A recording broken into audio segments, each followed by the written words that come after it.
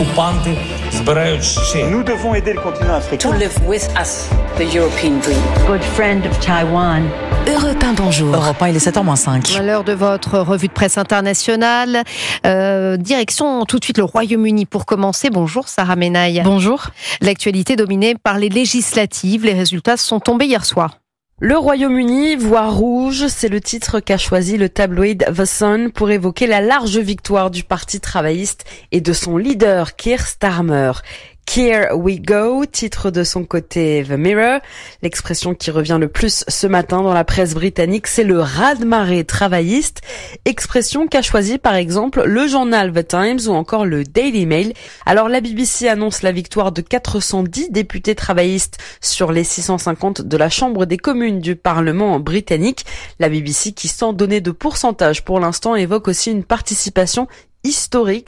Enfin, au pouvoir depuis 14 ans, les conservateurs s'effondrent pour le quotidien The Telegraph et Keir Starmer devient donc aujourd'hui le 58e Premier ministre de l'histoire du Royaume-Uni.